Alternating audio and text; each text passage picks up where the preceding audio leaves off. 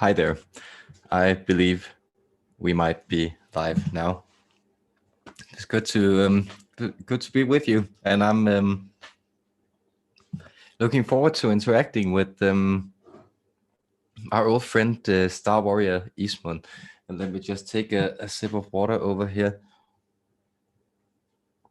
And then, of course, this is the Mondion YouTube channel, and to old and new subscribers alike, thank you for being here. I'm looking forward to another fun evening of channeling, and thanks for your likes, shares, comments, subscriptions, and donations. It's all appreciated. And with no further ado, I think we will call in our Lyran friends, and I hope you enjoy out there, guys.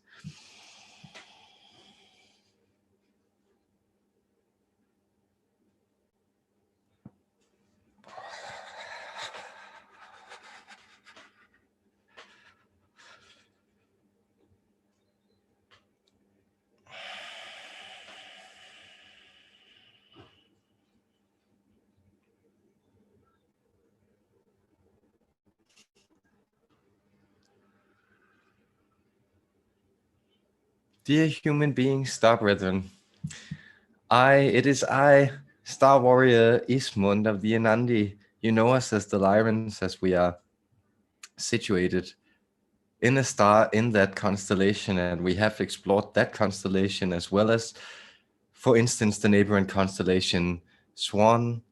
And we are, to a great degree, very fond of traversing the neighborhood of this galaxy, if you might say so. That also means that we greatly enjoy interacting with human beings. You're quite fun to us, but we have also played an important part in the development of your species, both energetically and genetically. And we have been one of those entities also steering the rudders of the human ship or vessel away from the worst disasters that it might encounter. That is why we are in a place tonight where we can tell you that these positive energies we are bringing in, it is energies that you have grown, and you have grown them in this gestation period that you have been through. And you are now arriving at a point where you are being offered to greatly change or allow yourself to hold ideas and perceptions about yourself and the work you are doing, about the things you experience and the things you express that you hitherto thought might be too difficult for you in these densities. The rules have been changed, and you are now able to write them yourself should you want to. And I come to you with an open heart, and I want to speak to you about what it means to be open-hearted. See, essentially, the heart center functions as a portal between the individual universes that make up the points of attention, or the oversouls that you know that then again make up the universe.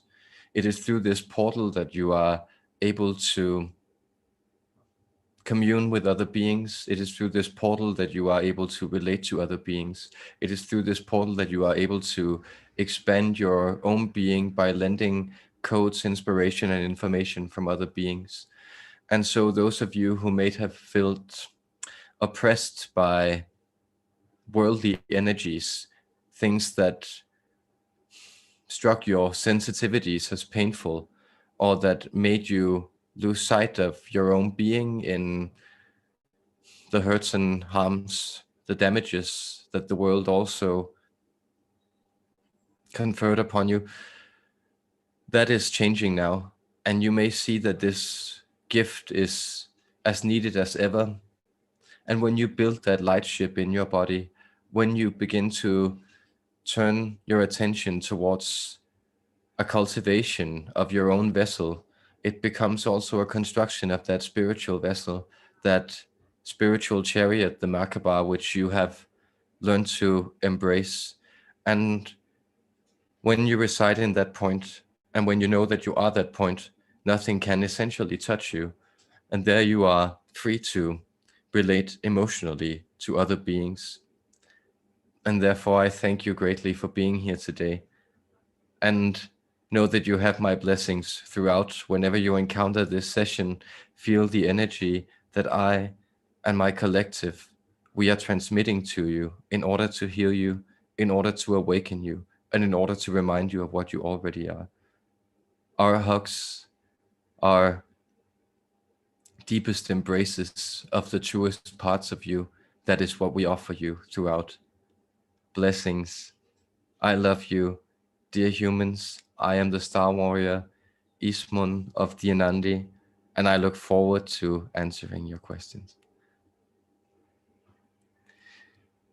Yes, and welcome everyone. And you are welcome to type your questions in the chat, but we fortunately already have a couple here. And so Carol Lucy Lordy asks, hello, a few nights ago, I was traveling in my dream when I was finished. I saw myself coming out of a portal. Then I was greeted by a lion and it kissed me. What is the meaning of this dream?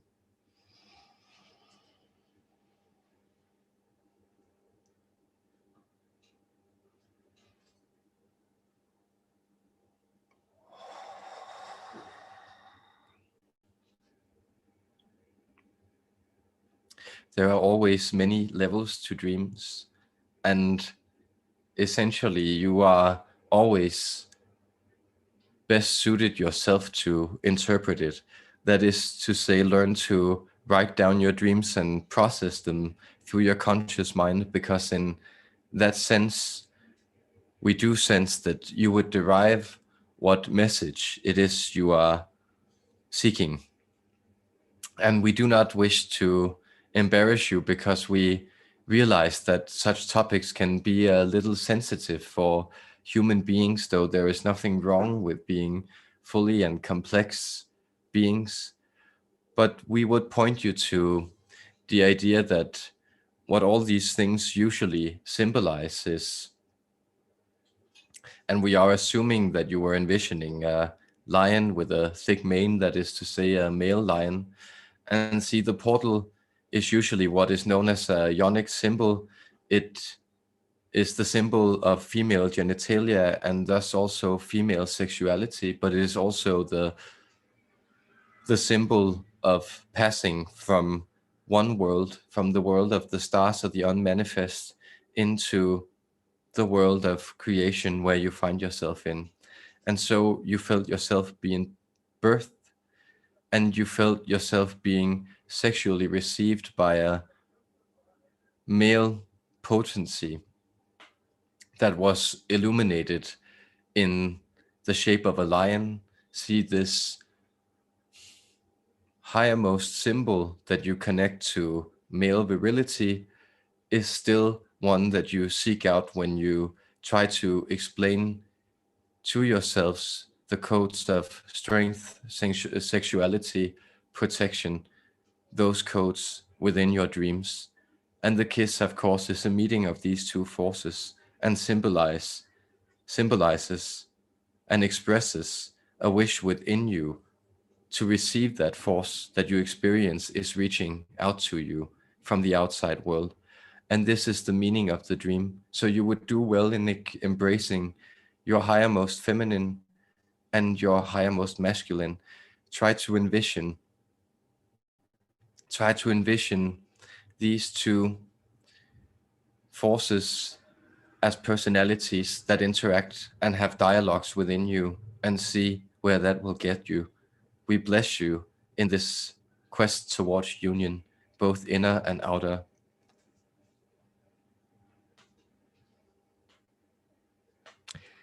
Yes.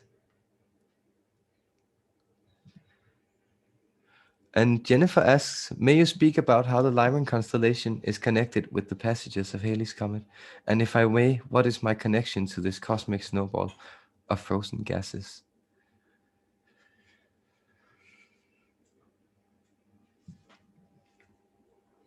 Yes, this is a...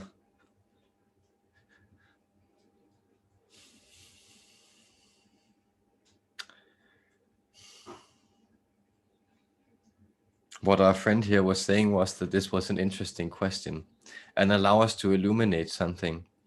See, as he is not too factually knowledgeable on these matters of constellations and the night sky, it is interesting for us to then try to perceive how you humans perceive the passage of these constellations. Of course, from our perspective, all our stars are fixed, or we do experience them in their mutual gravitational fields and also in their relationship to the wider objects. For instance, the great attractor at the center of the Milky Way. And these are things that are also quite fluid to us, but that comet seen from our perspective is not one that passes near to us. And so it is quite interesting that humans would connect these two phenomena. What we sense is that often the energies of our constellation and our stars are aligned with the sighting of this passage of the comet, which we believe is around every 88 years or so. And this is something that we are scanning from the channel's mind. And in your history, this passage of this comet is often connected to upheavals and to disturbances of apocalyptic visions and things that go wrong or that change the order of men and upset societies. And this is where the connection for you come in, because you are partially used to gathering strength from the constellation of Lyra. And this is something that you have tended to.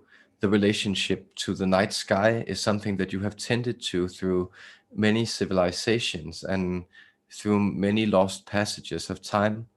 And we sense you as an Atlantean human staring up at the night sky and realizing that your world will end soon by witnessing the passage of this ominous omen, the passage of the comet on the night sky. And so you have a certain relationship to that comet in that you have been able to interpret and sense in your lifetime, in your many lifetimes, the upheavals that this comet has brought forward. And you have also experienced this, what is known as the Cassandra syndrome, that you have prophesied dire warnings to your fellow men, but they went unheeded, and therefore you experienced the fate of not only being misunderstood, but often hated for warning people of what was to come. And therefore you have a certain ominous relationship to this comet. And we sense that there is an likely opportunity that you will remain in this lifetime so longevital, that is, you will live for so long that you will experience the passage of the comet again the next time it arrives. And therefore we sense that this time you get the opportunity to let the chaos thrive within your energetic body, and then to grow it as something meaningful, to bring it out as that flowering of the raw from the soil. That's the vision that we present to you, dear Star Sister. We are so happy to be here with you, and we bless you on this quest.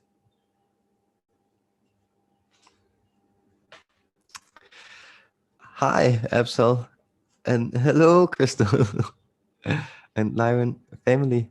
And Kitsul asks, can you talk about the infinite extents of the existence? How many dimensions? How long is the past? How far does the future go? How many universes? How many ways to realize the self?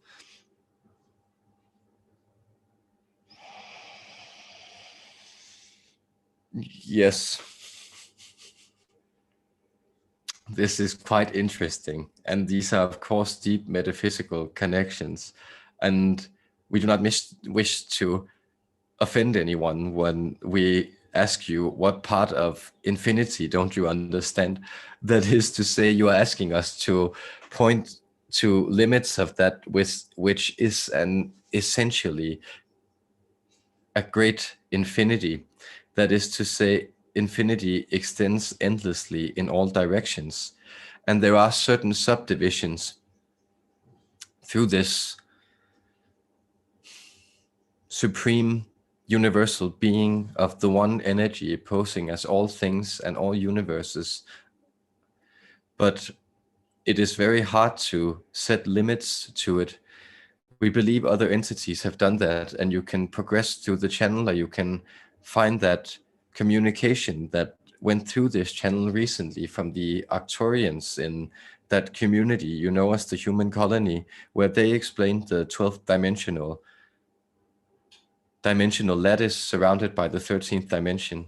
That is to say, from our perspective in the 6th dimension, this is something that we see that it would make more sense for you to gather information from other sources, because we are still exploring the bounds of physical reality. And so there are endless subdivisions within this space, and there are endless dimensional perspectives. And there are these sacred lattices of numbers and proportions and mathematics which you can access and enter, and that would be in many ways a very meaningful way to study it. Know that the universe is made up of infinite vibrations. In that system of Kabbalah, for instance, you could think of it as the 22 basic vibrations that then have emanations that turn up into 32. So there are different mystical proportions that you can work with, and it's very helpful to explore this for yourself, because you do in a sense create it.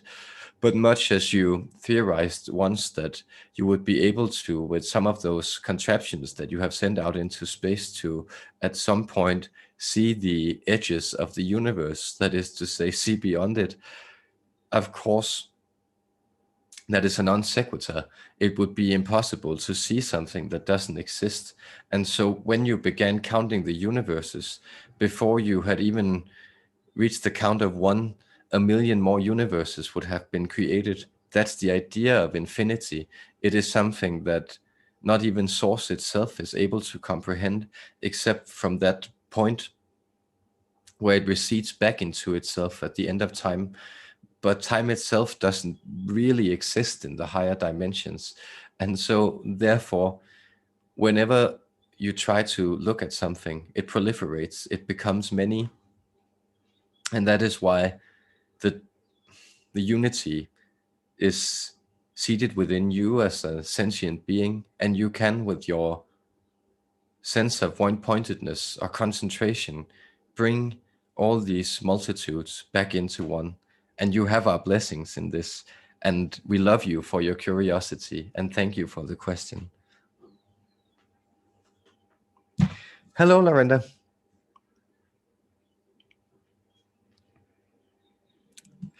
Well, Carol asks, does this dream also mean I have some connection with the Lyrans? And well, yes, you have connection with the Lyrans. I can tell you that, but it's all people have connections with everything.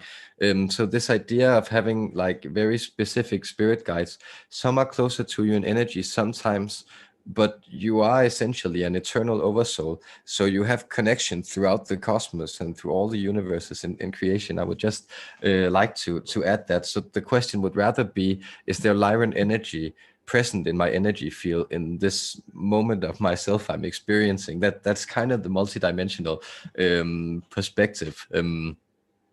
So yeah, and they're not giving me any kind of specific read with the Lyran connection in that dream. So I'll just I think I'll just leave it at that, but you're very welcome to ask follow-ups.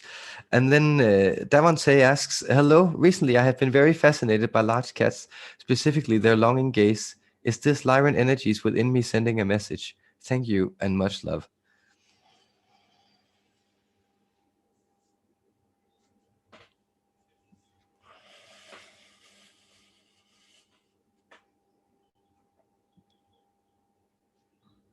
Yes, it's the energy of the great feline awakening within you. And since we represent that energy, yes, now in your present moment, and it is so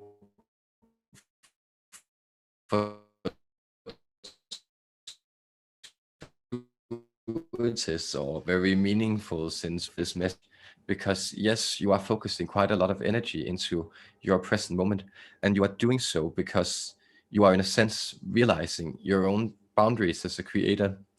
That is to say, we sense that there is great emotional capability within you, and this ability to be emotionally open has been something that you have offered as a gift to many parts of the world.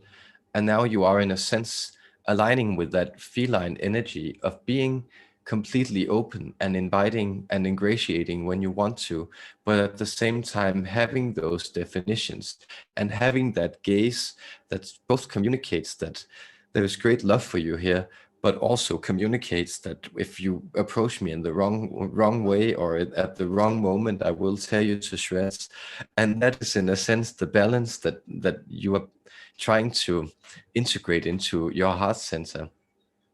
And therefore, for you, we sense that we would say, and we sense that we are able to tell this to you, and it will be helpful. But this is very specific advice to you personally, is that the predatory instinct within you to realize and cultivate, because there are quite a lot of predatory energies in humankind, though you are also very benevolent creatures in some situations. And that is something that it would be helpful for you to try to balance, because you also have a bit of a hard time being on Earth, because Earth is actually not quite your natural density. And so you would prefer, we could say, a mood of pure altruism. And that's something that you're teaching yourself with that uncompromising, forceful energy of the cats. And so we believe, and this has been something that has been recurring in the channel's mind today, to his great annoyance, that there's that song called "The Eye of the Tiger," which was related to one of the earlier Rocky movies, and it's essentially expressing that kind of cliched forcefulness that's actually very powerful within the cat nature, and which humans automatically connect to. And that's that, again, fierce masculinity that we were trying to bring forward in you. And yes, that is the blessing that we bestow upon you, and we thank you for your question.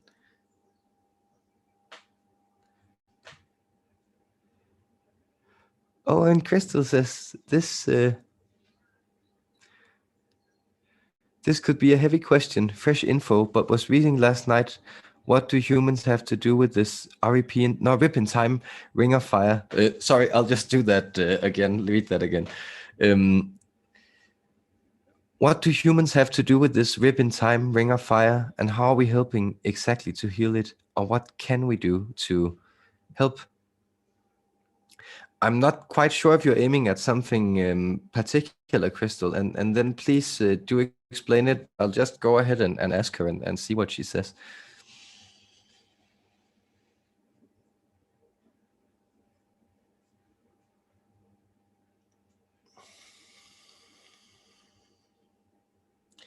Yes. You see, again, we have the portal opening, and here are some connections to why Carol was also guided to share this dream, because in a sense, what also appeared to her was a vision of the human condition, that is to say, the human rebirth through fire. The portal she stepped out of in her dream was also a human rebirth, and that was to be greeted by the force of the lion, that thing that's integral, that lives in its own energy, that expresses its own energy, and that kisses, that is to say, that it expresses its love openly, and it's able to do so because it's forceful. So there was a certain prophecy that Carol brought forward in her energy here, and we're so thankful for that, because notice that this is in a sense the same thing, and we do sense there might be something particular you're aiming at, But what we sense energetically about this question is that you are also sensing that rift in time, and the rift in time is exactly where eternity begins to meld with your beings and to become something else. And so we do not see time, the end of time or the distortion of time, as any kind of problem of punishment. We went through that process ourselves as we went into the fifth dimension. Oh, it seems like such a long time ago, but we had great fun looking back at it, as you are actually having great fun if you would just stop and realize, because time, notice, has not exactly been kind to you. And we know there's an expression here, and we like to play around with your words, because it is the idea that time is, of course, the inherent case of your mortality. That is, your perception of yourselves as beings, first and foremost in times, makes assures that your perception of yourselves will first and foremost be as limited beings in time, that is to say, mortal beings, and that is something that you are progressing, well, yeah, from and into a realization of yourself as something that has the nature of immortality itself as its prime signature, and that is eternal energetic beings. And so it is said in, we believe it is those sacred scriptures that of the Upanishads, that, well, the wise person is not fooled by the passing from shape to shape. And that is essentially that rip in time where you do not feel these shifts like blinks of an eye, but you apprehend that the blink is part of the eternal vision, so to speak. And we also bless you for allowing us to answer that. Our love to all of you, we remind you. Oh, and Laura, yes. Oh, I see. There's a question down there. I just please feel free to ask whatever comes up. Thank you too, Jennifer. I'm so happy. Oh, and there's a comment. Absolutely. Oh, and Absol, yes, thank you for your support and positivity, sharing that. And Laura, my love and gratitude to you, Starwarrior Iesmun. I've been told my Merkaba is being connected to a Syrian crystalline palace to teach me. Is that connection now made open or still in process?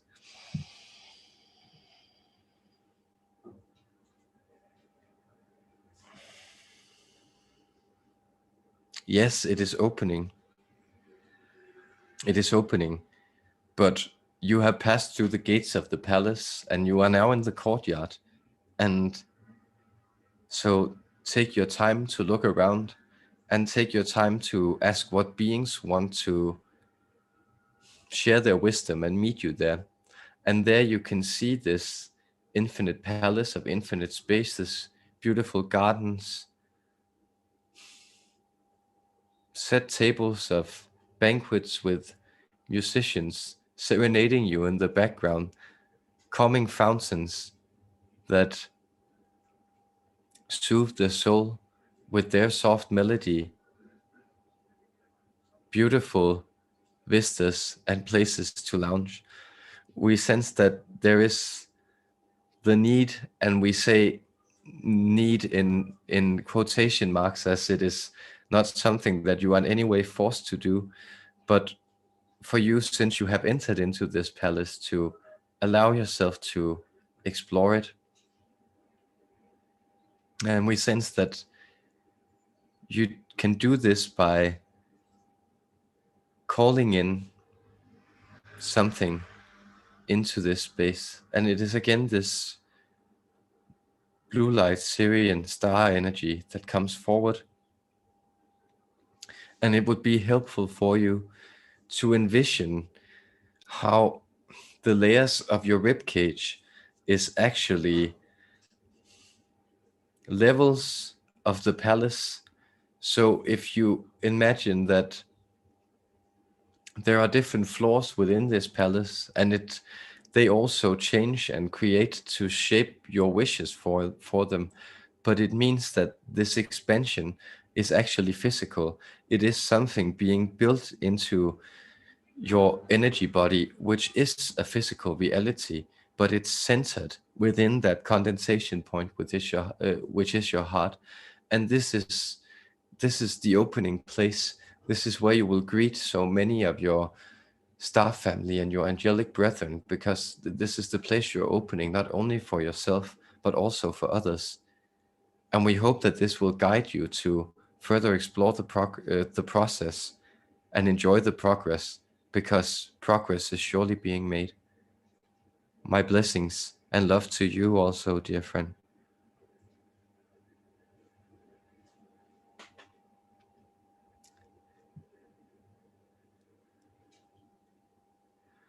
Oh yes, and fantastic. I swear my guides are alternating. Yes, they are kind of alternating. Like you have loads of guides, and they all work with you. Like you are, a drop in the ocean, and the entire ocean is somehow interacting with you in that state of being a drop. So yes, don't despair if you're a little confused, because there are a lot of energies that are calling your attention these days. And Deb says, "Hi, glad to catch you live this time, but I can't stay long. But we're glad to have you.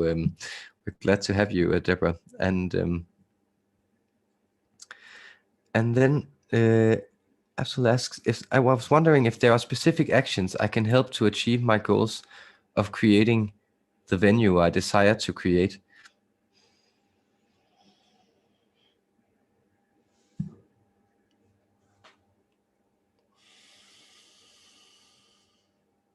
Yes, it would much depend on what venue you would desire to create, because of course, if the venue you want to create is what we sense might be the word in, we believe it's American English, where this might be a place where things are showcased, then of course you should look for performers to populate that venue, or to perform at that venue, and to make people come in. But we do sense you mean it in a more abstract sense, and therefore know that all those specific actions are in a sense connected to your innermost desire. That is to say, they come forward from your own intuition, and you already know which actions to take. So what we can do is that we can affirm you that by asking this question, you are in a sense of on the path of living your innermost desire out into reality, because you are already seeking for this exploration of that, well, innermost calling, and that is very helpful.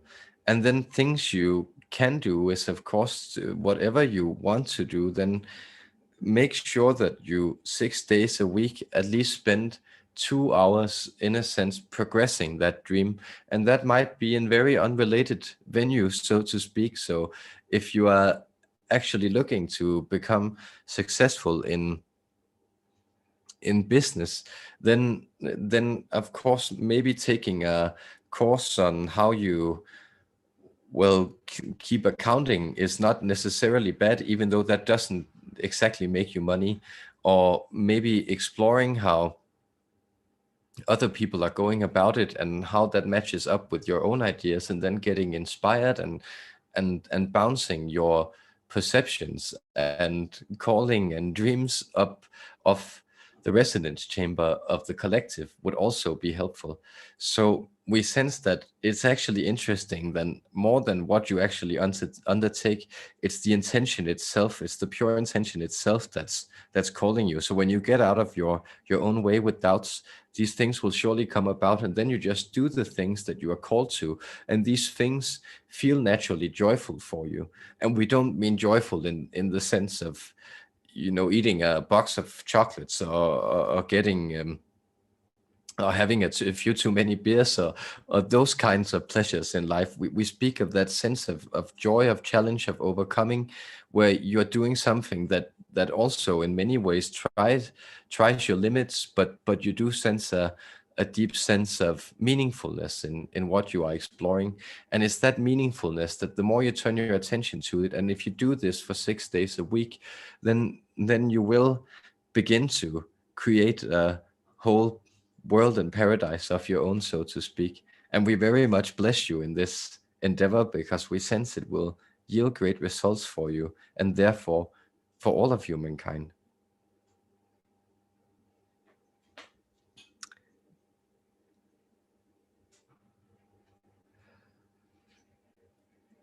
Angie Marais asks, are you able to connect to my Lyran guide Thorax? And they just say yes.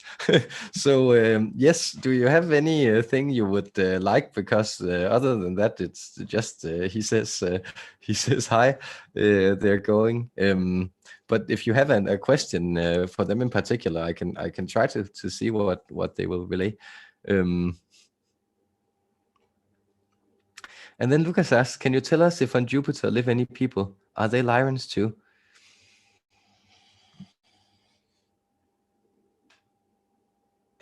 Yes, blessings to you, dear friend. And thank you for loving our energy so much that you would wish it to see it so close to home as on Jupiter. No, there do not live any Lyrans in this star system. We visit occasionally, and we have very huge spacecraft that we sometimes center around Jupiter, for instance. But we like to explore and travel, and we can move these things about quite instantaneously as we please. So no, we do not live there, but there are, well, people would perhaps be a little misleading, but entities on Jupiter. See, as we have brought forward, or other entities have brought forward before, everything exists on a frequency band. And so the entities that live on Jupiter, of course, the planet is in and of itself has a field of consciousness. And it's different natural phenomenon also has certain consciousnesses, such as your mountains or your streams or rivers also have patterns of consciousness relating to them. But the consciousnesses that are grown on Jupiter, so to speak, are more of a lower density kind. So it's not an environment that in that sense, as your science has also correctly understood, does very well in providing for sustaining biological life forms that you would connect with. And so these are either more lower density patterns, or they are higher density patterns, such as the planetary consciousness, for instance, which is in and of itself a type of seventh dimensional consciousness. And this can be a little hard to understand for humans, but that means that the planets are consciously, and this goes for your Mother Earth, choosing to manifest herself into different versions, into different timelines, but she's very conscious of the energies that she provides. And that's also why you may often experience that it seems as though she's reacting to the way human beings are relating to her, because planets are in a sense growers of lower fractals of consciousness, or they provide for life to pass through it and up onto those 10th dimensional patterns, which they also hold and bring backwards. So planets, in a sense, also have their ideal creation patterns, such as human beings and other conscious species. And that is little about the consciousness of planets, and it is quite interesting to get the human perspectives on this for us. So thank you very much, and blessings to you.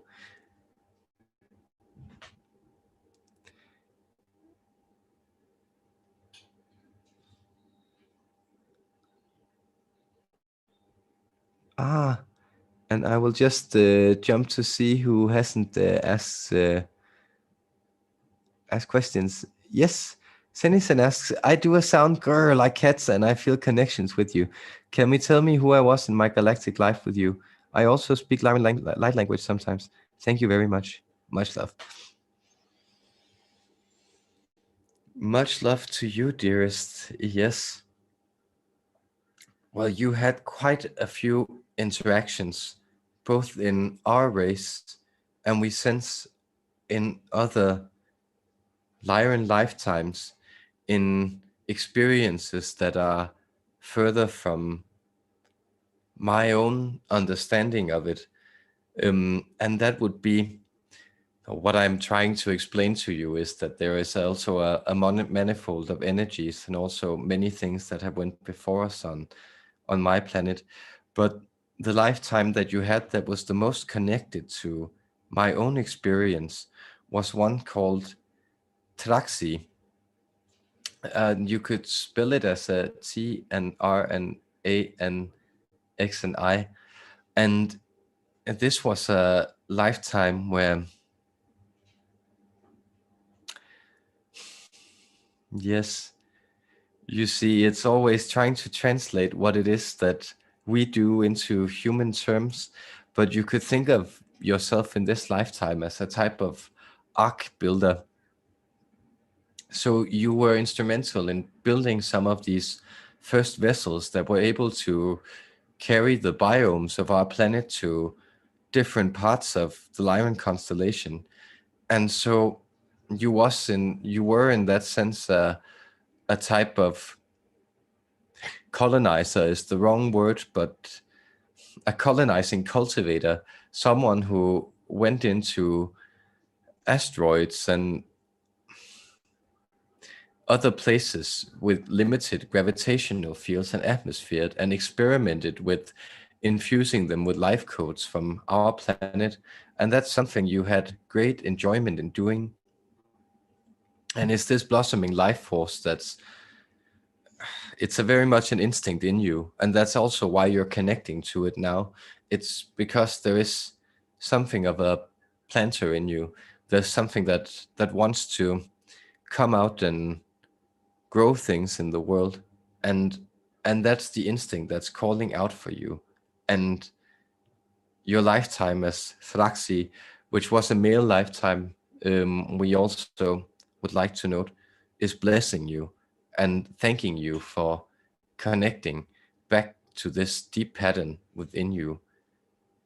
The love of the cats is with you, and the love of the lions protects you from your heart and into the world. Our blessings and love.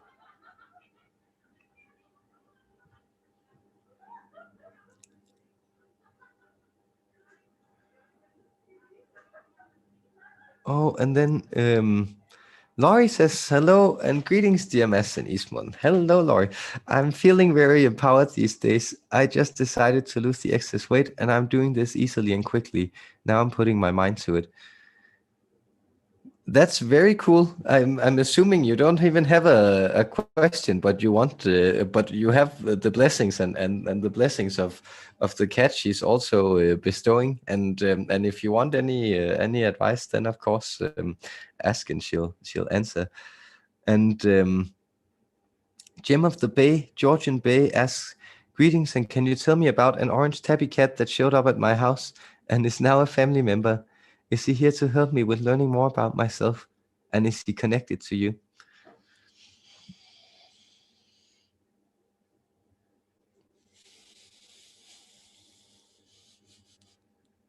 You are so lovely, human beings. We bless you for that question. And we also bless Laurie, who just asked for bringing her attentions forward. And we would like to let her know that she's connecting to these energies of transformation that's riding in the collective. So she is, in a sense, if you think of yourself as a spiritual surfer, you're right on point.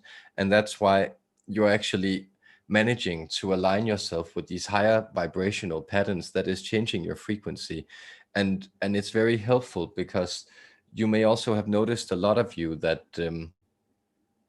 you may also have noticed a lot of you that you have had the need to eat comfort foods, for instance, or to simply weigh down your vibration and insulate it by also applying certain layers of body fat to your being.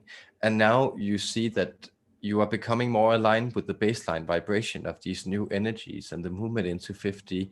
And that allows for you, if you do line up with these energies, to then actually undertake these processes or progress, and it can be something as literal as a weight loss, and really see how you are changing into that vision of your higher self, which you already are. So this is a type of rapid manifestation, and it's very helpful that you are doing it at this time. But of course, your soul and your spirit family wouldn't have had it any other way. So you are right on point that we would just thank you very much for being there and interacting with our energies and the energies of the star family. And then we turn to the question, the beautiful question of the orange tabby cat. And we are also so happy to shed light on this. And it's interesting for us because human beings often find expressions for what they already know in their heart. Because, yes, it certainly turned out to turned up to teach you lessons. And you already know this because we sense that there is, in a sense, that tenderness is the word we would use, that has been brought forward in you, but also the curiosity, and also a type of flexibility, and also again what we point to, this uncompromising fortitude of the feline energy, of something that both has boundaries but is also very open when it needs to be and where it wants to be. And so, yes, we are in a sense connected to his energy. But know the very interesting thing with cats in particular, though it is in some levels the case for many of your animal friends, but cats in particular are in a sense very strong channelers. So often they are connected to the spirit world, and you will have that sense that human beings also sometimes experience, that all of a sudden you will feel the energy of a dead ancestor connected to that house cat that you've known for years and that you're petting. And it is because it's, in a sense, allowing itself to be a vessel for those energies to visit and interact with you. And yes, we do come in and visit from time to time because we're quite happy about the place you are living. That is to say, you created a type of grid work around your person that's then anchoring down at that's what was attracted this cat and also made it harmonize with your vibration. It was because it sensed there was something good to be in here. And of course it's fulfilling its type of purpose by allowing itself to bring in these comforting energies for you. So that is some of the perspectives that you could use to perceive it and to connect with your furry little buddy, because it is quite helpful that you two have met, and it's a wonderful situation for the both of you to play out this relationship. Our blessings and our love.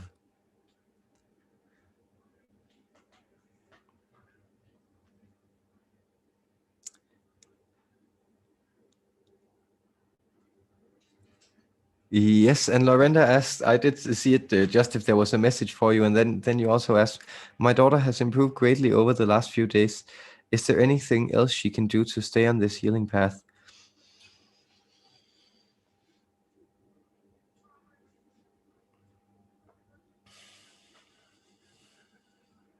Yes, this is a beautiful question, because the message that we have for you, because we would also like to bring your energy to the forefront, is that you are quite strong. You are a very strong individual.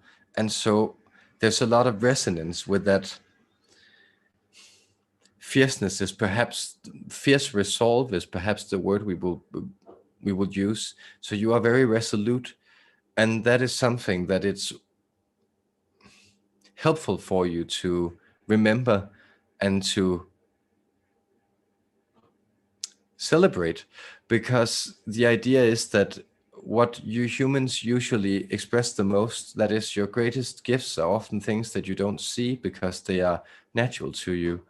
And there, in a sense, we would also connect that to the improvement of your daughter's connection, because you have, in a sense, lent her a lot of the stability that she was not unable to to reach at this point, and that's why she's still connected to, you could say, this motherly force that you are, that has tied roots down into the soil so deep that she were able to that she was able to latch onto you while the storms almost carried her away. And now the storm is dying down because your daughter is a part of you could call it um the third wave emanation of the Starseed project. These are just ways of thinking about it, but it is to say that she has come in at a point where she volunteered to integrate a lot of volatile energies, and she is coming into a new frequency of stabilization. But do not despair if sometimes there will be for that what from you might seem as a relapse, because she's also still connecting to her multidimensionality, so learning to root. And a thing she could do is actually to sing and to hop skip.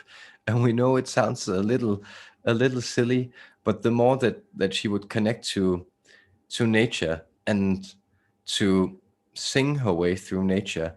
And if a sunny day is coming up and we believe the spring is finding the most of you, living on the northern hemisphere, then it would do her well to go outside and to jump around a little and to feel the earth beneath her, and to feel how song is actually an energy that runs through you. It is the cosmic song of the universe that expresses itself through you. So is your speech, by the way, but that often becomes obscured in what you use, what you do with it, while song has still retained so much of that pure-hearted vibration that is your innermost nature. And that is what she can do. So if she feels something unpleasant coming up, then actually singing, and maybe even doing it for 15, 20 minutes, half an hour, as long as she feel it needs to sort of tire her out and get her into a new vibration, that would be helpful. And that's also good for her to see that she can actually express emotions that might seem, well, we would say a little too much to her surroundings or unsettling to her surroundings. She can use that in a positive way when she gets into those expressive moods of singing, dancing, moving, and know that she is also being led by her star family. Know that we are close, but we sense that there is Angel Raphael is holding her hand, and he's greatly protecting her and shielding her light. And she could invoke him or pray to him, maybe even get an icon if that was something that was meaningful to her, because that's the type of companion protector that's reaching her, and that is with her. So our deep blessings and love to you in this process, and we thank you so much for helping to also bring the beauty that is within your daughter into the world. You could think of it as a twice mothering. What a beautiful gift you have given us all.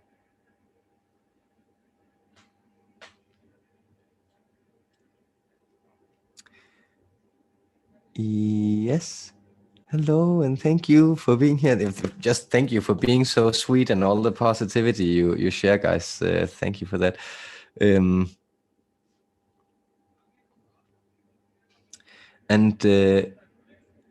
yes, and then I think we will do this question from Laura. Can you tell me what the current energy is around the last surgery that is scheduled for my chest?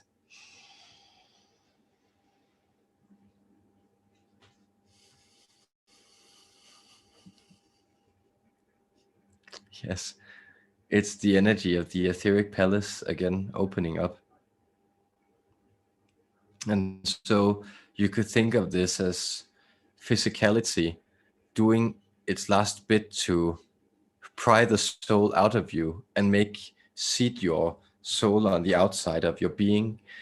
And we know this is kind of a harsh metaphor, but it's just fear not, loved one, because this is something that you wanted to undergo and that you planned out before you came here. So you are also walking your path and coming into this place where path and trajectory meet. So that is to say, you're going in the right direction. That's what we're pointing to. And it might be disconcerting, but know that your chest has become very open spiritually. So this time you will be able to, when you go under, have that out of body experience without shock or without leaving yourself behind. And from there you will receive those explanations of great clarity, and you will be joined by ancestral spirits, galactic spirit guides, angelic energies, all to try to merge and integrate this thing that is being built, that has been built and is now being opened. The palatial crystal Merkaba, that thing which blooms in your heart. We hope that this was some solace, and we would remind you not to fear, because there is nothing to fear here from our perspective. Our blessings in this voyage too.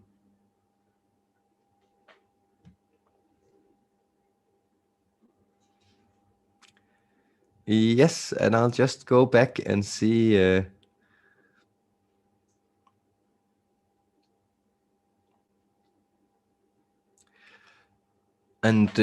Okay, Lucas asked, "This is a classic. Let's get this one. Is it true that the Galactic Federation keeps us locked in third frequency using technology? Why so, and when is this going to be switched off?"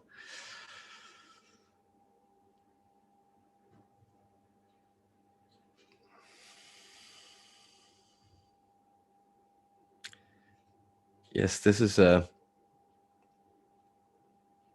interesting question. It's a question that is often repeated in channeling circles, this idea of what kind of outer control does the galactics actually wield and impose on us from the outside. If you are aware, the channel was led to look up the idea of the Fermi paradox or Fermi paradox on your internet today, and it essentially describes the idea that it is statistically very likely that intelligent life would have arisen other places in this galaxy, and that intelligence life would have traversed the galaxy and would have left signs of its existence here, though there are no obvious or direct signs of alien intelligence having visited your planet. That is to say, if you don't consider yourself such an obvious sign, which we to some extent do, because we're quite proud of the work we did with you. And then, of course, there is the counter to this, which is called the Zoo hypothesis. And that's the idea that essentially higher galactic beings of greater power, insight, wisdom, and control have sort of blocked you off or grow certain things on this planet. And that's perhaps in more alignment with the truth. But just know that we are not keeping you as pets. We treasure you as equals, because we also see the eternal parts of you, which are very knowing in what is going on. So in a sense, it's the idea that certain frequency patterns have been kept down here in order for eternal souls to have certain experiences that would be impossible to have in different densities or different environments. So in that sense, it is like you could say, a physical simulation or funhouse that you can enter into from an eternal point of view and then have these experiences. But these energies have been changing, and so it is not true that we necessarily have kept you in different energies. It is rather that your planet and yourselves have laid it out that you would undergo different explorations of experience as you pass through different energy belts on your way around the galactic center and on your way around the sun. So your entire solar system is tracking another great force, and of course your galaxy is a part of an attractor in the universe, and this universe is only one of many, but you are exploring quite particular things, and it is not something that is being done to you. It is something that you yourself and now we use the you with a capital Y, that is to say we mean the eternal you, is doing to yourself in order to have these experiences.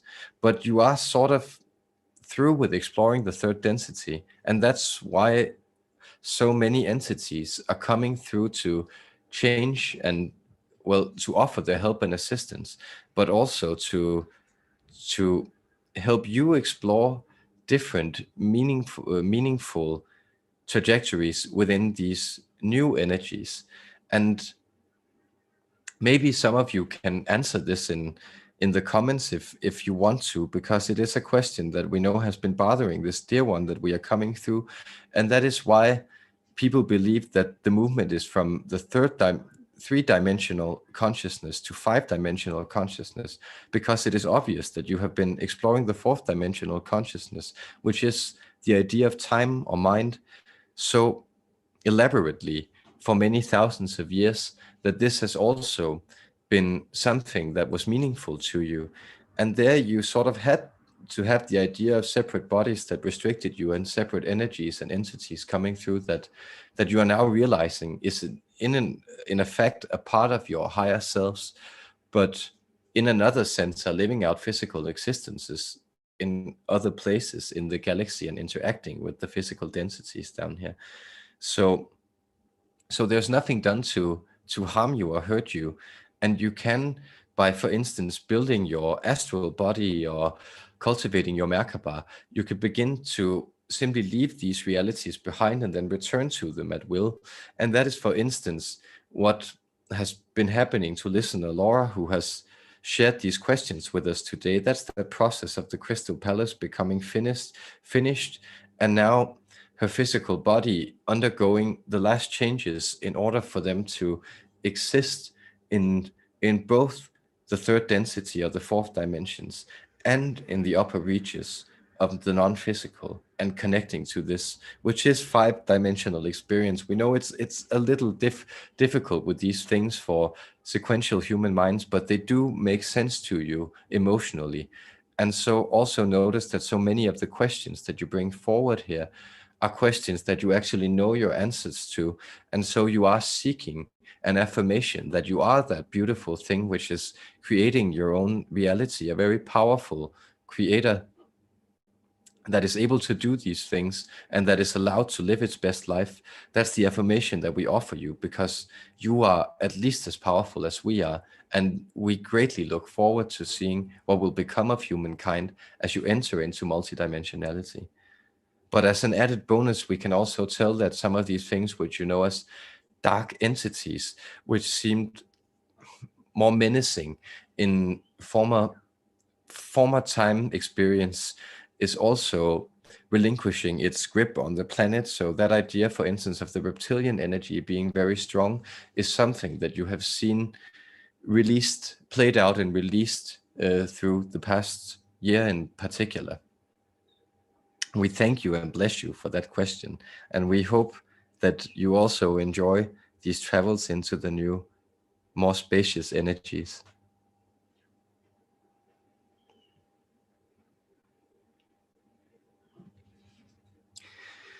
And I'll just check if there are any,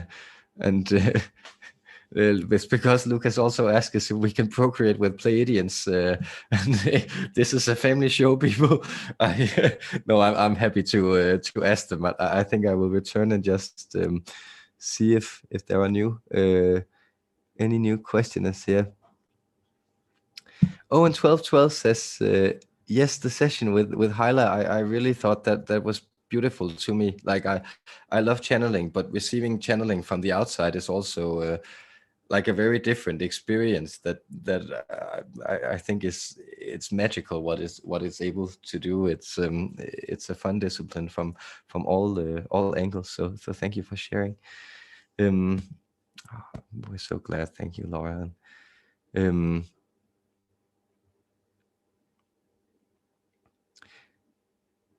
and Davante asks, would Lyrans be considered dominions?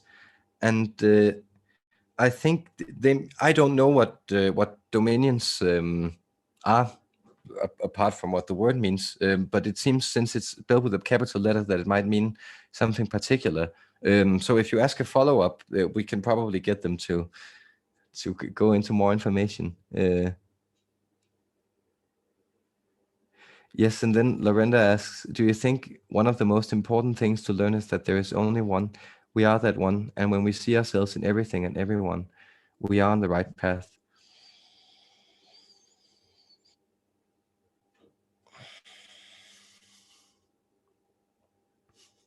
A resounding yes is our answer. Exactly, yes. And of course, within that one, there is the infinite breaking or reflection of patterns. That is to say that the slight the slight tilt or angling of the diamond, which makes light break in it in another way, but you are both the light and the diamond.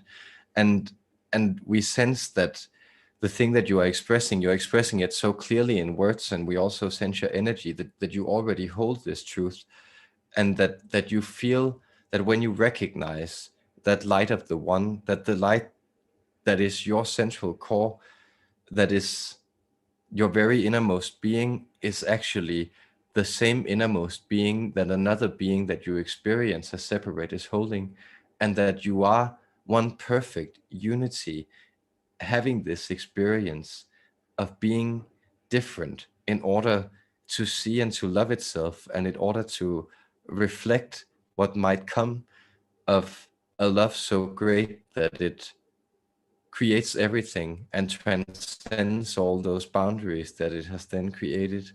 So it is the beautiful divine game, and we sense that you sense it, and know that this is the experience perhaps that is the most truest sign, the truest sign of you being on the path, because you, when you recognize that, you recognize it with such a forceful knowing within yourself, such a gratitude of being, even when it just it's just a slight hint, that it's the perfect affirmation that yes, I came here to discover this, and as I discover this, I help transmute everything into that thing of greater love. And love is something more than a human emotion, though that is an image of it. Love is the force that in and of itself upholds being, creates it, and is being. And our love to you.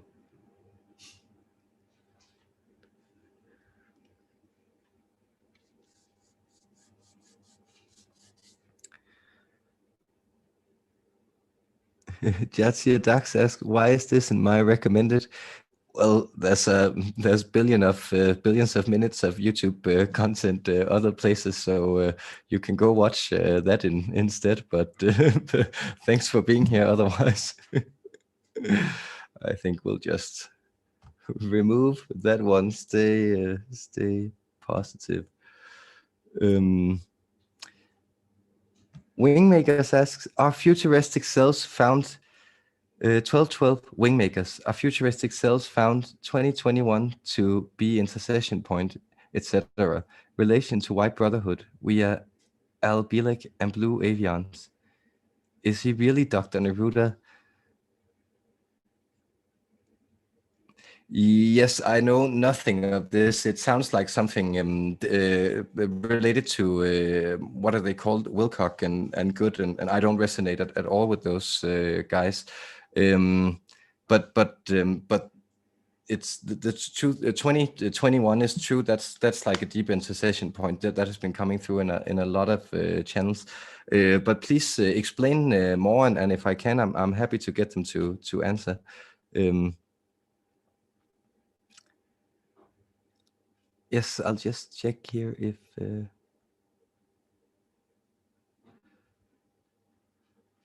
Yesterday, I feel like my dad sent me loving energy from the dimension he's now in. I felt cocooned and safe and slept really well for the first time in ages.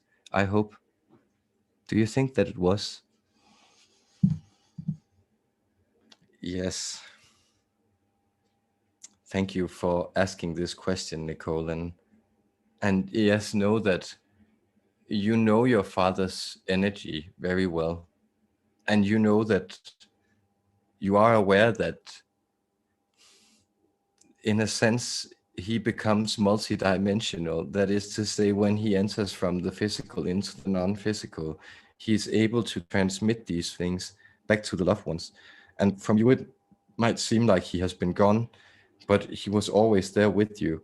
And so again, we bring forward that encouragement to trust the knowing in your heart, because you know this feeling and you know it was there, and you wouldn't have felt this almost safety of the rocking cradle if it wasn't something that resided deep within you as a truth. And so we just affirm you yet that yes, that was his energy, and you can rest assured that when you try to connect to that, he will be there with the love he has for you. And it is so much easier for him to express it where he is now. And that is his undying love and care for you. Thank you. Blessings.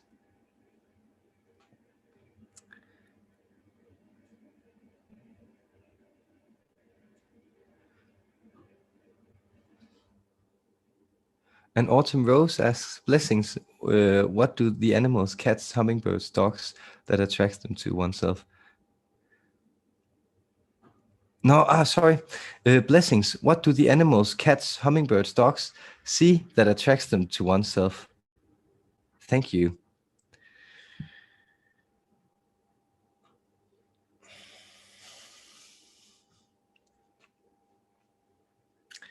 Yes, this is a beautiful, beautiful question, because partially they see your eternal kind-heartedness. That is to say, they see what is good and unchanging in humankind, because once you are not a part of the fourth dimensional experience, which these pets are not, so they are in a sense multidimensional, but they do not perceive, well, dogs do to a little degree, but they do not necessarily otherwise perceive human beings in the terms of mind.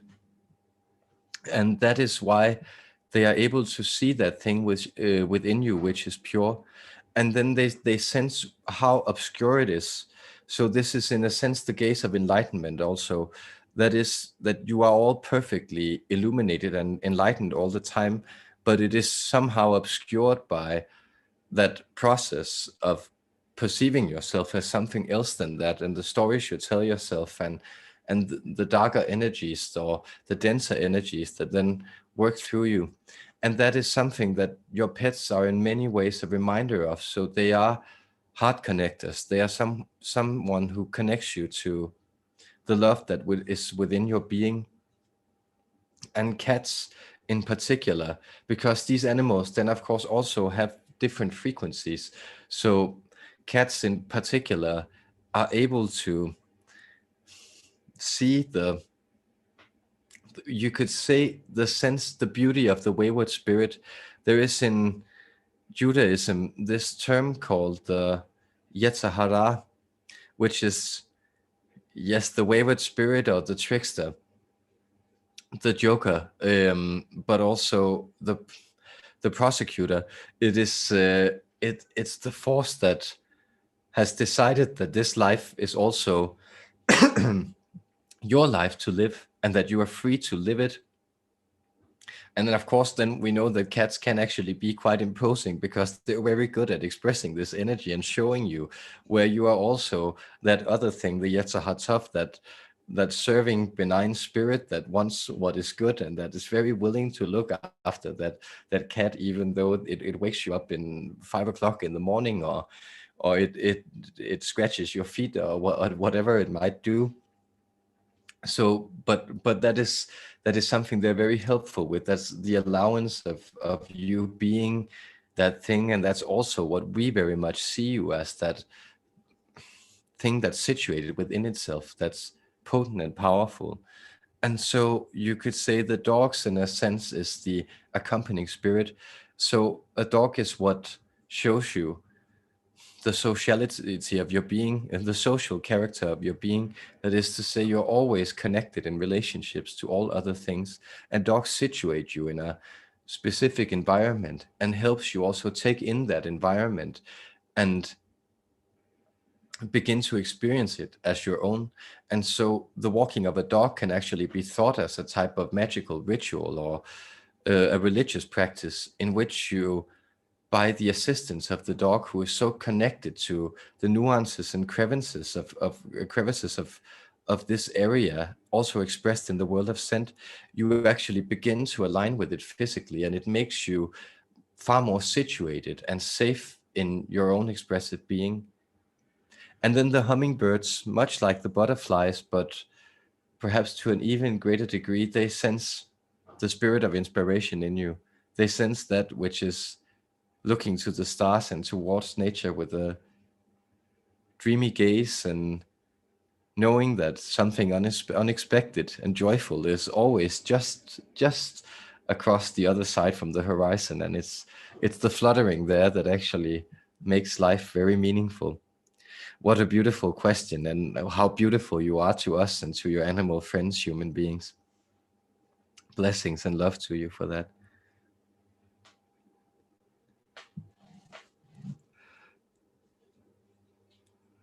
Oh, yes. Um,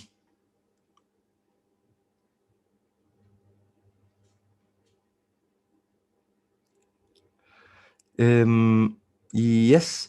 Okay, 12, 12.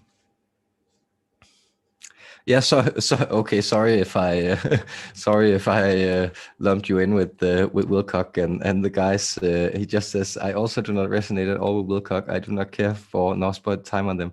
Although I have taken a moment to check them out. Yeah, me too. But do not resonate. But the Wingmakers, entirely different. Okay, I'll just try to say what they're calling in here. Interesting.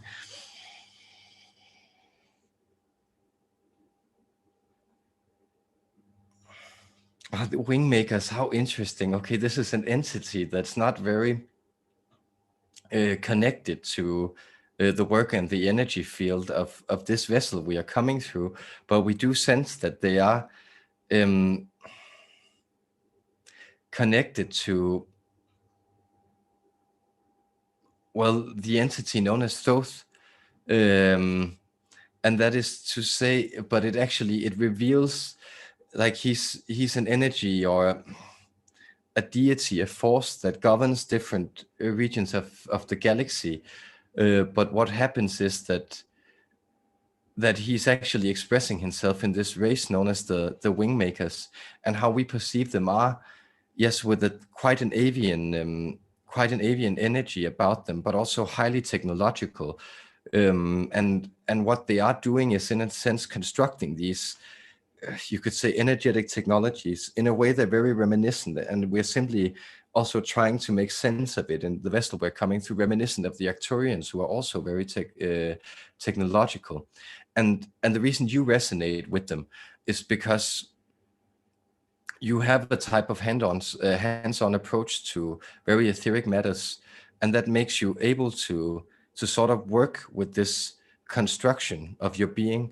And this is the intersection point. You are truly right. In 2021, and especially beginning in this March 2021, you may also know that, for instance, ancient calendars in the part of the world where we come to you from, they began the year in March, because that was when you could sail the Mediterranean again. And that is, if we could say, the beginning of 2021 in the intersectional energies is really truly coming forward here, because now you sense that everything is beginning to be possible, and you are sort of at a different types of stress points within a lot of the systems you have constructed. And that allows for this energetic release to then integrate itself into your physical beings. And that's why they're showing us this. They're kind of showing us your energetic body with a type of, it's very Egyptian like, but in like a high technological way.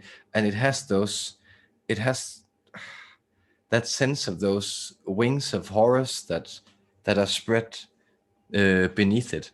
So we sense that that's something that you could do well in looking into. And that is in a sense, well, it is your future self pulling you there from the highermost dimensional perspective. You are being pulled there, and you could, a way of working it is actually to do incantations where you protect your energy field, and you do this by creating the circle from below your feet and then around your body, and then allowing for this construction to sort of seep in and attach to your shoulder blades and expand your heart. What a beautiful vision we were allowed to receive here and transmit to you. So thank you for that, our dear friend. 1212, also a very powerful numerology in your name.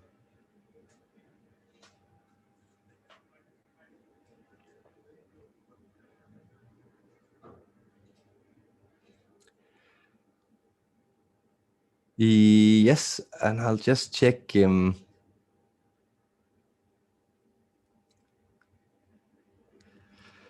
Joyful asks, greetings, I have just discovered your channel. My friend sent me the link. If I may kindly ask you for my love life, being single for years, what is the problem? If my cue is not relevant, it's okay. And how can I communicate with my guides? Greetings from Europe. Thank you. Greetings from Europe too. Beautiful.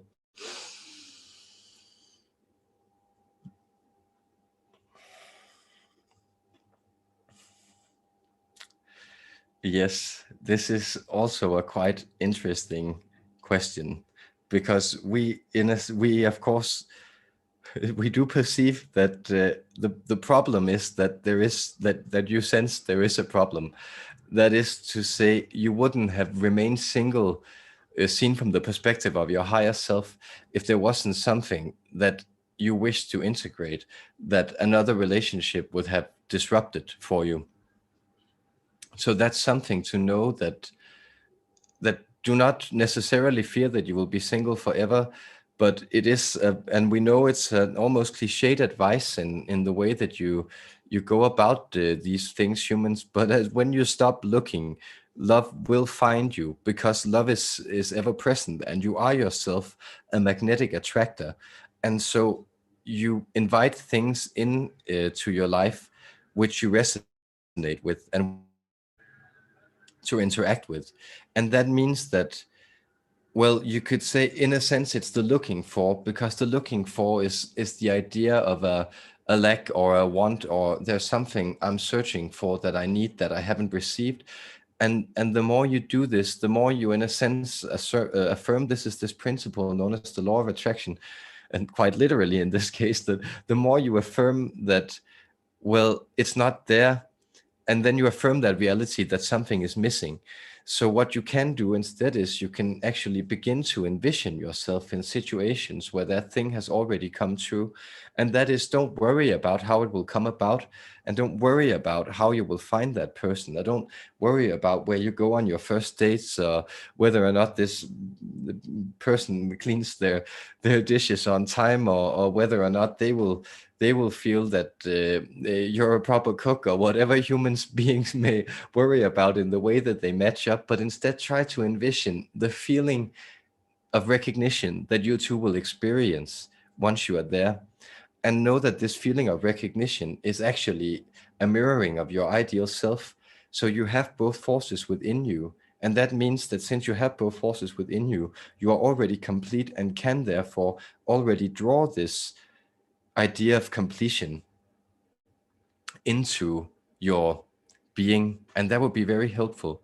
And you can call in your spirit guides to help you in this thing.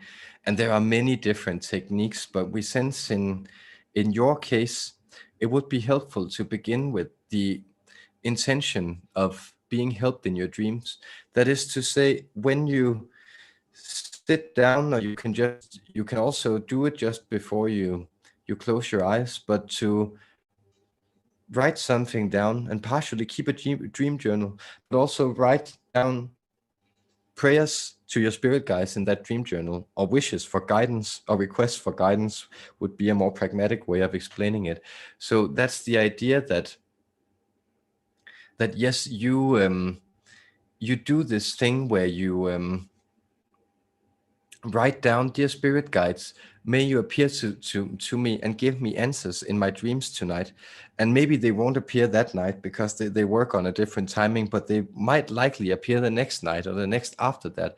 And you will wake up with this sensation of having something answered. And that's a way to strengthen your bond. And then you can begin to call them out in your waking hours if you want. And then just listen to the thing that pops into your head as the first thing. And that's the answer that you're looking for. That's the communication of your spirit guides or your higher self, or whoever wants to communicate with you in that situation. But that would be the advice. And we bless you for the question, and we thank you for sharing your love with us and your joyful.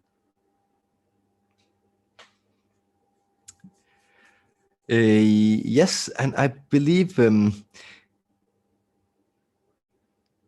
yes. Okay. Lucas asked, that was already perfect timing answered. This, can you tell us your recommendations how to connect to your guides? I will ask to add some questions and hear the answers how to do it. And then I believe there was also the question of whether we procreate with the Pleiadians. So let's try to get that one too.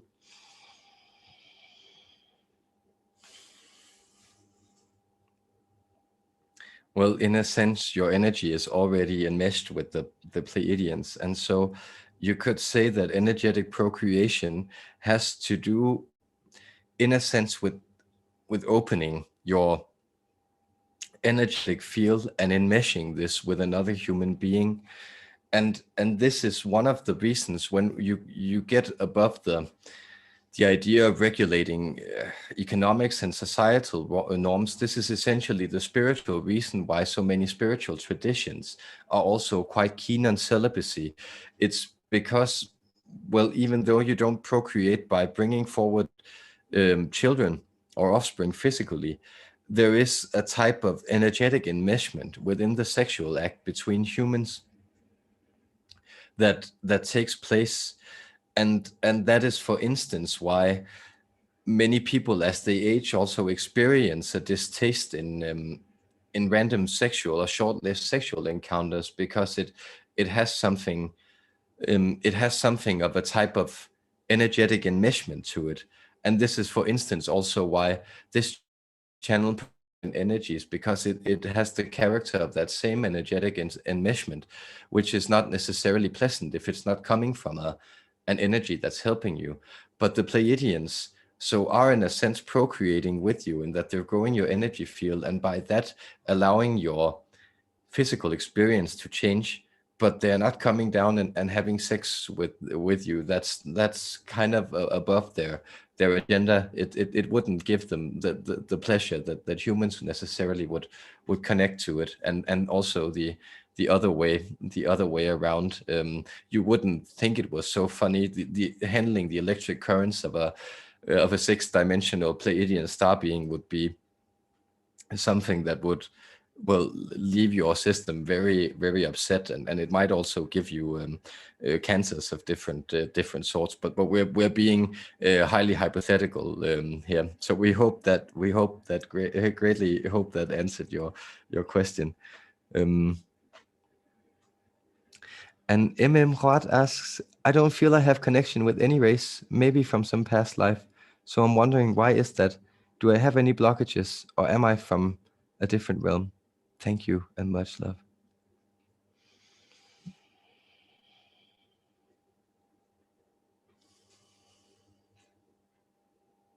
Yes, this is quite beautiful. And it's an interesting question. Do not feel, even when you feel separate, you are always connected. So the reason that you don't feel you have these connections is because because you have been in a place where it has, well, much as we spoke to the singlehood um, of the former questioner, we can also speak to that from you, because it has again this with keeping your energetic integrity. And if you have lived a life, and we sense that you are quite a sensitive soul, that means that your energy structure has, you have experienced it being compromised by your surroundings to a degree where you have then undergone the different experience of learning to sort of block yourself off. But know that the fact that you are interacting with these messages and communicating with them is a sign that you do in fact have these connections. And we would say you have Pleiadian connections, for instance. We sense a very blue light emanating from, it's always the blue starlight, right? But there's this type of, it has actually a more golden quality to it, emanating from the star. We believe it's called Alcyone, which is one of the seven sisters of the Pleiadian star constellation, that's connecting to you. And this is connecting to you in a type of 8-dimensional vibratory pattern. So in a place where the solidity of your archetype that you're experiencing right now is in a way helping the star to create itself as an intact unit of a closed circuit. It's that idea. So there is something actually very positive for you going on in that sense of connection. And so again, we would also recommend, and there are different techniques, but as we recommended song before, we would perhaps recommend you something more akin to the techniques of mantra, and that is maybe even glossolalia. So speaking or moving so quiet, or speaking a prayer so fast that it becomes something that is derived of meaning, and then you just see yourself transported into this different, well, sense of being something more than your immediate experience. And this might also take you to 20 or 30 minutes to begin to touch upon that state. But if you experience with it, experiment with it, it is something that will begin. Thank you. Our love and our blessings.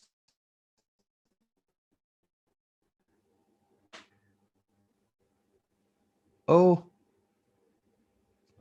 I didn't know if it jumped off. I hope you got that final question also. Spanish internet is mañana, as they say. I will just scan to see if everybody got at least one question answered, or if there's something that we should return.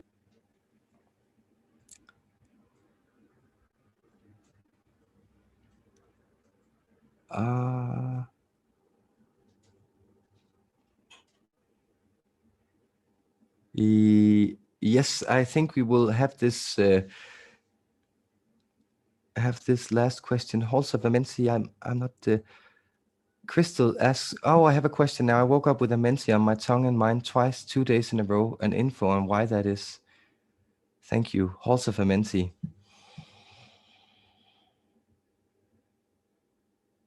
And I do hope that you're getting these messages out there. Maybe it is a sign that both the internet and this channel are tiring a little. See, but you are the gateway to your own dreams. And so this immensity, we believe, is also a version of love that is coming forward to you. So in Latin, we believe that making a noun out of a verb, and it's in a sense that hall that you are experiencing, it's a temple of love that you're building in your oversoul, and that's the place that you are looking to wander. So it is like an etheric castle. It has a very fairy or princess like vibration to it, and that's something that you you could explore. What a lovely place to have seen. Our blessings and love. And I think Davante asks, Lyrans are the oldest race in our system. Is the Star Warrior part of your name in any association with your time of galactic history? Yes, let us try to get that one in.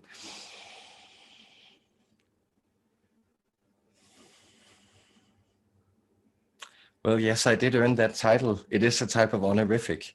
You could think of it almost as a type of knighthood. And I did earn that title in combating those belligerent reptilians among those different draconian species in the Orion Wars. And that was where there was the type of resolution. It was a type of peace treaty of humankind that was to say that we learned that we would have to participate in collaborative projects such as the creation of new species that would integrate more energy into, or more disparate energies into a unified sense of physical being, such as humankind's. And that is, in a sense, the star energy that I'm a warrior for, and is the energy that I'm awakening within your chest right now. So yes, it is a calling that I have in many different expressions, but multidimensional warfare looks a little different that you would think of it. It has less to do with space cruisers blowing each other up, and then it has more to do with what you may think of as your practice of curses, but within a space where it's about building energy grids that can somehow ward off and contain other energies. And that's why we also had to move beyond that exploration of containment and then move into that exploration of, you could say, open exchange or open-hearted exchange, which you are also learning now, which is the place of knowing where you stand and then exchanging those energies. Thank you.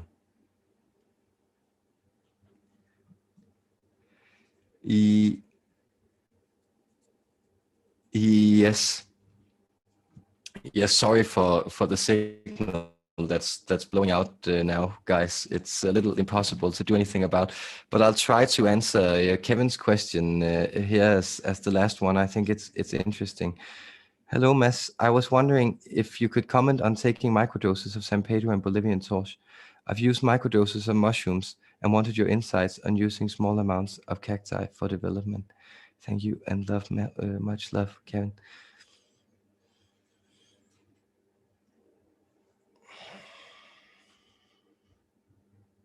Yes, this is very special, and we know this is a practice that the vessel we are coming through is quite connected, quite connected to this exploration too.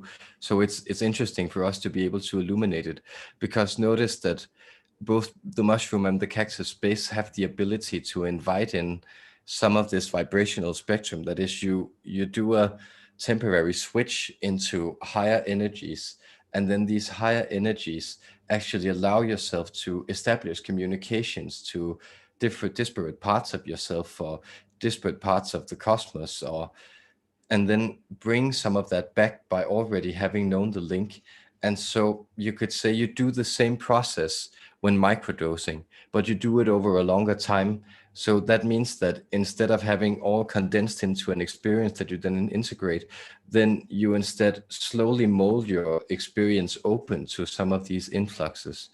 And that is quite helpful, though we want to say that the difference between the mushrooms and the cactus in this case, or the mescaline that is the primary substance, is that the mescaline is quite voluminous in its influxes. So you have to take what is energetically a higher dose of it.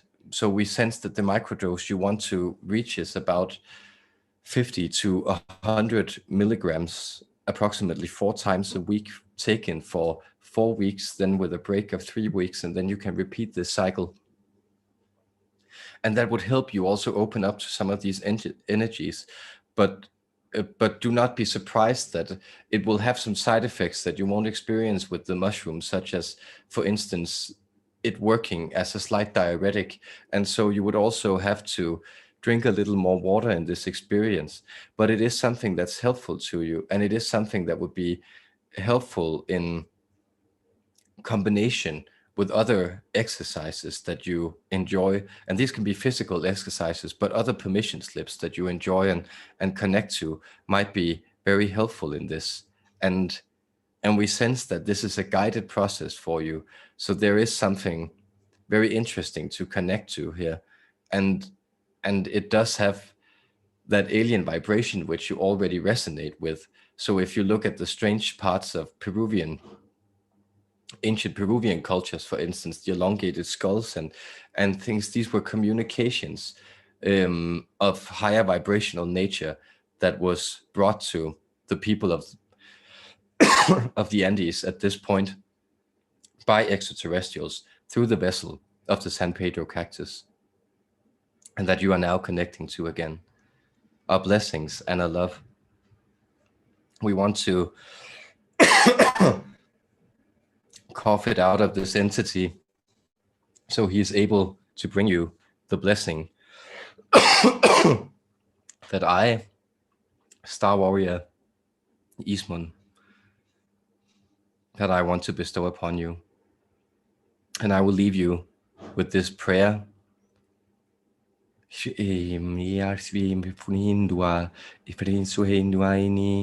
Ifirumbaini mosti fum sni ufuye sumon dia sulai tuim fule.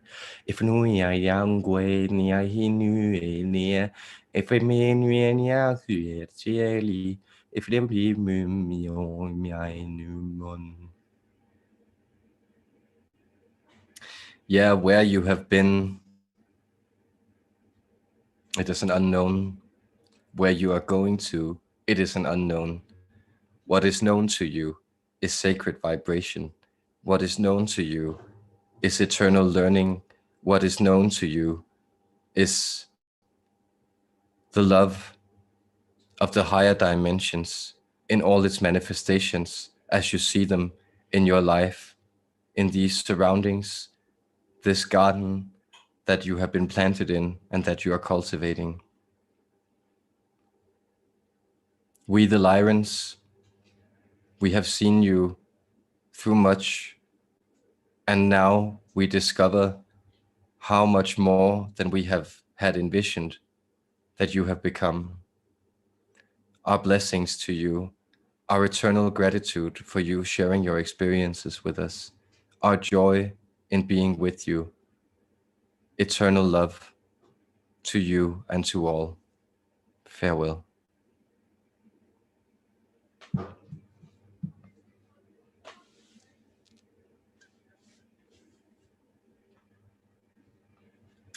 Thank you. Beautiful session, guys. I hope you got whatever I wanted to say to MM Khat, who asked and didn't miss the last thing. They were just communicating to you that it would be, you could, for instance, perform mantras or glossolalia or some high-pitched noises to connect, but that you were already connected and that you were having the experience of shielding your energy field. So that's and that's an important thing to have too, to stand in your integrity. And then the star Alcyone was calling you, and you can look into that with that vibration. So thanks for all the love you have shared, and for your beautiful full questions, and for being here. It was a lot of fun. I'm thinking maybe next week sometime we'll check in with some of the entities from the hybrid program. That might be funny. And so, yes, I'll see you another time, guys. Have fun out there. Enjoy the rest of your Wednesday. Much love.